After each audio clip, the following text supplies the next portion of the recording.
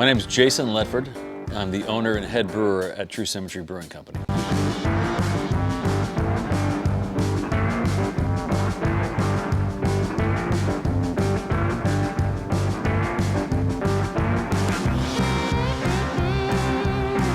So years ago when I was, a teenager or 21, going to parties, it was Bud Miller Coors, that was about it.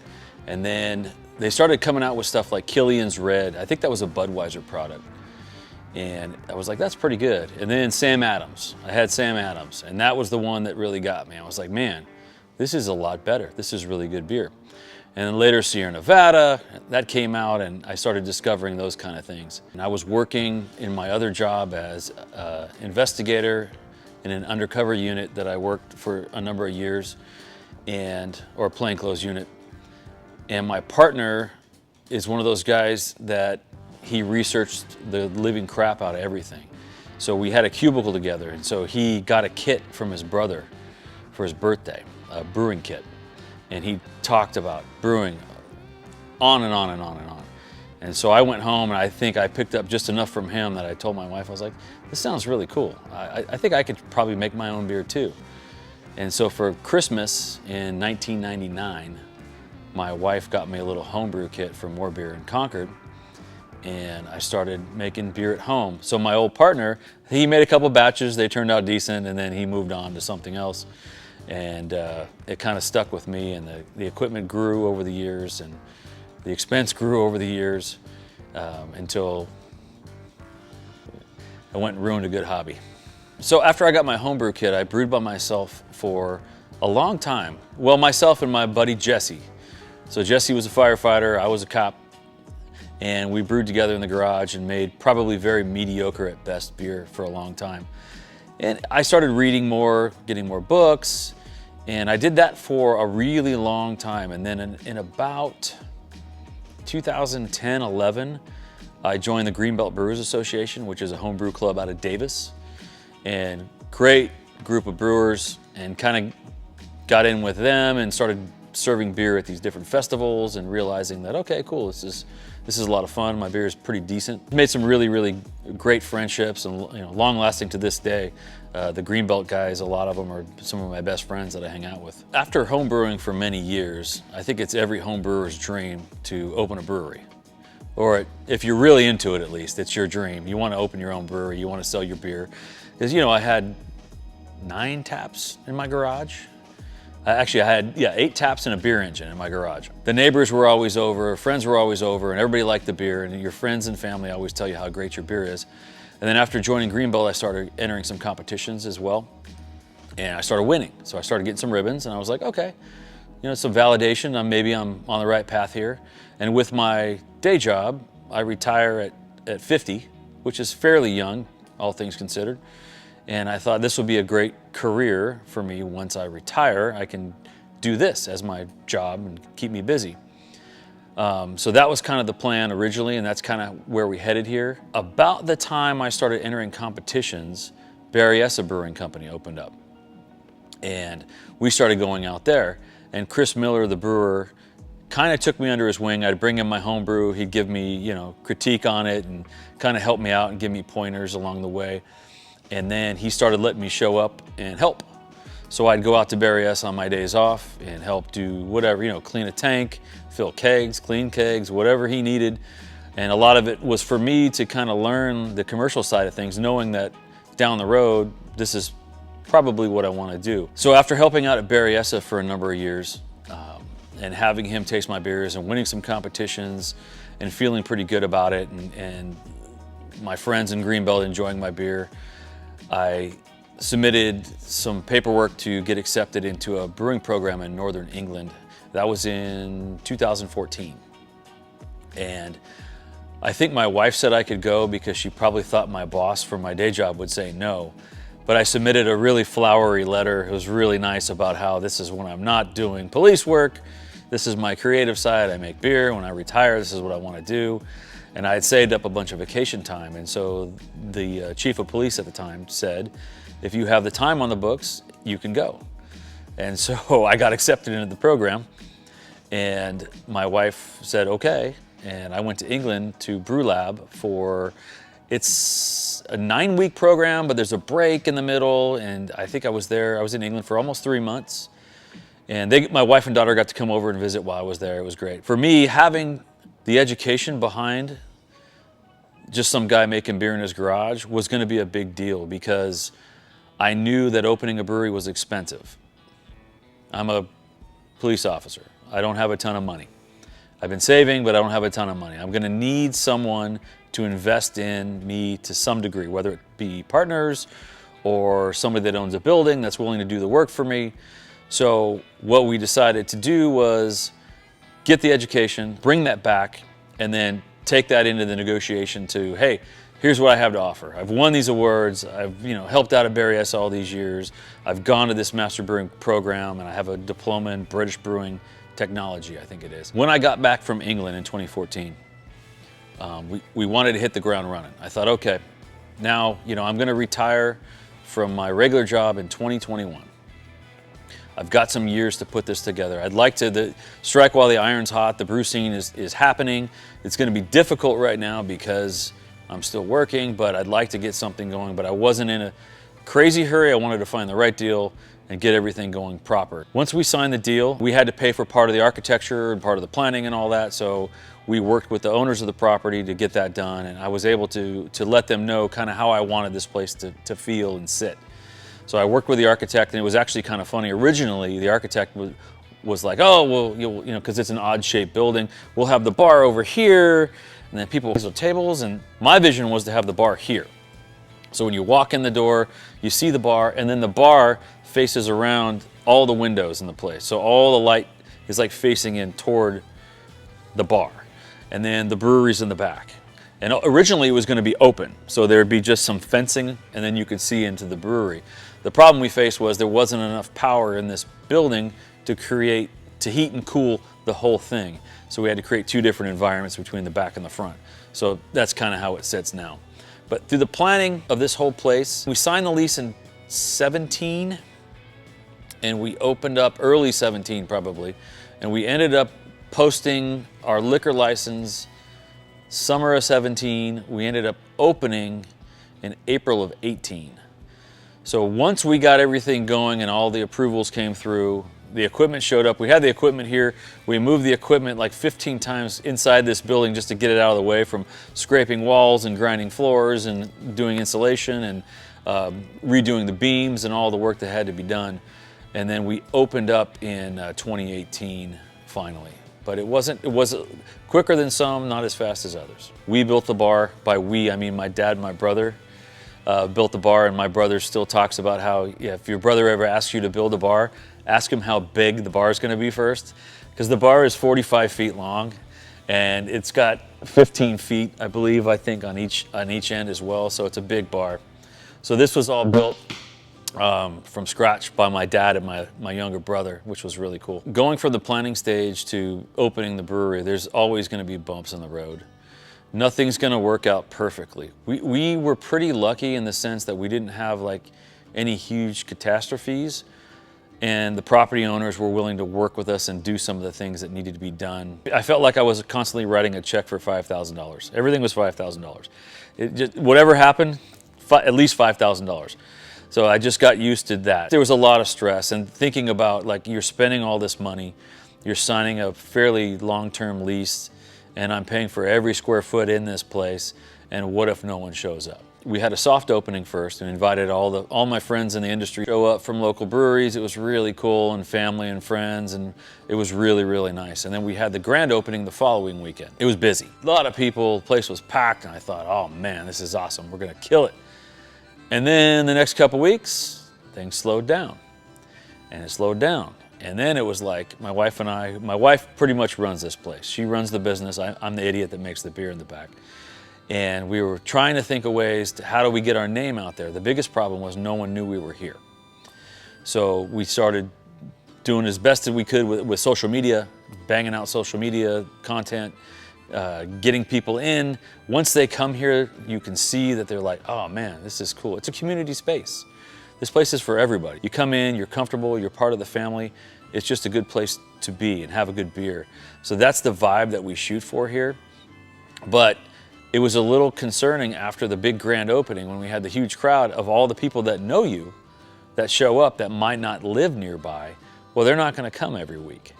So then you're relying on, okay, how do we drum up business and let everybody in the area know that we're here and we're making a good product and have a cool place to hang out. So it was a slow process. The first probably 4 or 5 months, we had some weekends where we were like, oh man, maybe we made some bad choices here. Maybe we shouldn't have done this. But then I think what happens is if you're making a good product and you're honest with what you're doing, my thing is, if you come into my place and you buy a pint of beer and you're spending your money, I'm gonna give you something that it's worth it. I certainly hope, at least. I've always loved Belgian beers, English beers, cask beers have always been my favorite. And that was part of the reason I went to England to study, because I wanted to have a cask program here. And so we used to run 4 casks. Now we run 2 now, just because 4 was really hard to keep up with. It's something interesting, something different. Suisun City is kind of a working town, and there's a lot of people that are still new to craft beer. So it's important to have a lot of those really nice, clean, easy beers that doesn't have to be an IPA or a double IPA. So we do lagers and rice lagers and corn lagers and all kinds of German beers and English beers. We do a lot of new beers all the time for the people that want something new, but we have those classics, those staples or flagships, if you will, that are always on. So when you come in here and you order a Westwind double IPA, you can get a Westwind double IPA, and it's going to be the same every time. To bring in a lot of different people. When somebody comes up to the bar, say they're a Budweiser drinker, right, or a Coors drinker, and they come to a craft brewery to meet their friends, and they're like, and they don't want to go to the bar and like, well, I don't really like these bitter beers, so here, try this. Here's a lager, and they say, oh, okay, cool. That's got a little bit more flavor than what I'm used to, and it was fun. I came in, there's a sense of community. I hung out with my friends and neighbors and enjoyed myself, and that's what it's all about, really. I wanted to bring a little piece of that Northern England pub. When you walk into that Northern England pub where I went to school, and there's like 4 old guys sitting at the end of the bar, and those guys are there all the time, and they know everybody, and you feel comfortable. And even as somebody that's from California that walks into these places, within a few minutes they're starting a conversation with you, and now you're instant friends. We have neighbors coming in from the neighborhood over here that have lived next to each other for years that didn't know each other, and they met here, so that's pretty cool. In the Brewhouse, we're constantly striving to be tighter on all of our numbers and our recipes and everything we do to make sure everything is better every time, even if it's just a little bit. One of the guys I went to Master Brewing School with in England opened a brewery in Singapore, and he later sold that and moved to Hong Kong, and now he owns Hong Kong Brewing Company. So he was my guy in Asia. So I bought my entire brew house from the same company he did his original brew house from, and I used him. I bought direct myself. I hired a customs broker out of San Francisco, and he helped me negotiate and get everything done in Asia. So I probably paid, a quarter of what someone else would pay if you hired someone to buy a brew house for you, because the majority of the brew houses that you're going to get, even the local ones, most of the equipment or tanks or steel is all from China anyway. Not all of it, but some of it. But it was a way to keep it affordable. It's a 2-vessel system, so we have mash tun and we have a boil, and we whirlpool. We do everything in the boil, and then we have a hot liquor tank, cold liquor tank, and we have 4 fermenters and 2 bright tanks. An 8-barrel brew house, I can do 8-barrel batches of beer on some of the mid-sized to smaller beers, and then up to like a really big beer, maybe we'll do a 6-barrel batch just to get enough grain in the mash tun and make it happen. And then all the tanks are about 16-barrel, so we can double batch. So we overbuilt for growth, configured the brew house to be able to feed in the groundwater. So everything that goes to the brew house is pre-filtered through a carbon filter. The water here is really consistent. It stays the same. I got the water report for like 7 years, and it barely changes. So we knew we had consistent water, so I didn't have to go with RO. So that's good. The only thing, the mineral content's low, the pH is a little high, so we have to use phosphoric acid to bring the pH down. But the groundwater, we can run groundwater into the heat exchanger. It'll steal the heat from the wort, and we could put it right into the hot liquor tank for the next batch. We also use the cold liquor tank in the summer to bring the boil down to pitching temperature. We have a little canner behind me that we got behind the bar from Dixie Canning. We had it made to 16 ounces, so we can do 4 packs. And we have a CO2 purger, so we can actually purge the cans out and fill them up. So It's off the tap, so you want to drink it fairly quickly, but at least we're doing our best to make it as fresh as possible for you. And we have the canning machine in the back, which is really nice from Wild Goose, called the Gosling. We picked that canning machine up, and then there was a can shortage, so I couldn't get cans. And so now I'm able to get cans. Our friends over at Heretic, who buy a lot of cans, are gracious enough to sell us a pallet or two as we need them to keep us afloat. And that's been pretty awesome to have that relationship with those guys. And so that's kind of where we're headed, is to produce a lot more beer, get it out in the market. My favorite beers that we make here, probably Fancy Cans, which is a West Coast IPA. That's the one beer that I designed for me. So if I went to a brewery and I ordered a beer and I got that, I'd be like, okay, cool, it's got all the stuff that I like in a West Coast IPA.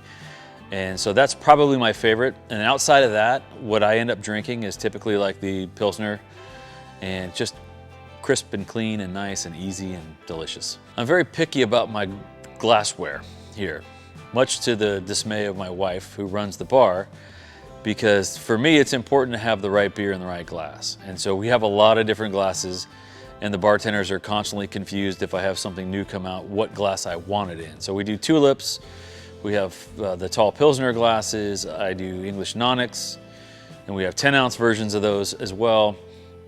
And we have Kolsch glasses, I think, and we had mugs for Oktoberfest. We did some mugs, some German mugs for Oktoberfest. So for me, I think presentation's important. So to have the right beer in the right glass, it throws the aroma the right way, and it's also, it just has the right feel in your hand. It looks right, it feels right, it tastes right. So if someone were to come to me and ask me, hey, I want to open a brewery, what do you think? That's a loaded question. It's got a double-edged sword. I say, if it's your dream and that's what you want to do it. If you're true to what you're doing, if you're true to the craft and you're really learning and you're always willing to study and you're willing to take criticism and critique and learn and grow and give somebody something good for their money, then absolutely go down that path. That's what you need to do, because that's how I felt about it. The other thing would be is, are you crazy? It's really, really involved. It's a lot of work, but it's very rewarding. Like I said earlier, when you look out and you see your tap room full of people and they all have a pint of beer in their hand, and you got to create that, and you were part of the process to put your place together and set up an environment for people to come and hang out and have a good time and enjoy each other's company, that's pretty cool. It's really cool. My old partner when I worked plainclothes, that was the aspiring home brewer that researched the crap out of home brewing in front of me for a couple of months and gave me the bug, Nate, for him for sure, he was the first one. My wife, who is the patron saint of idiots, and she has followed me along this journey. She bought me my first homebrew kit, all the way to my last homebrew kit from More Beer, my tippy dump that I bought that wasn't cheap, that she let happen and let me go to England to study brewing, and followed me on the path and runs this place. This is my dream, not hers, and she runs this place. It's pretty cool. Chris Miller at Berryessa Brewing, who took me under his wing and taught me a lot. He's a hop wizard, or a hop Yoda as I call him. And Jamil Zainashev over at Heretic Brewing, who's been awesome to me. We've become really good friends, and I really value his opinion and his mentorship as well. I've had a lot of really good people in my life. My parents, of course, that gave me the work ethic, I think, to pull this kind of thing off. I mean, I could go on and I'm going to feel like a jerk for leaving probably people out, but that's it pretty much. My wife is the one that sacrifices the most for this, and it's pretty cool. We make lots of different beers for lots of different people, and everyone's welcome here. This is a community space. This is the way we built it, and we want people to come in, feel like they're part of the family, and we encourage everyone to come down to True Symmetry Brewing, come in, have a couple pints, hang out, and say hello. Favorite hop? Mosaic. Desert Island beer that isn't yours? Double tap, Berryessa. Favorite season? Winter, spring, etc.? Summer. Pizza or burger? Pizza. Burrito or taco? Taco. Football or basketball? Football. Beach day or ski day? Ooh, that's tough. Ski day. Dog or cat? Dog.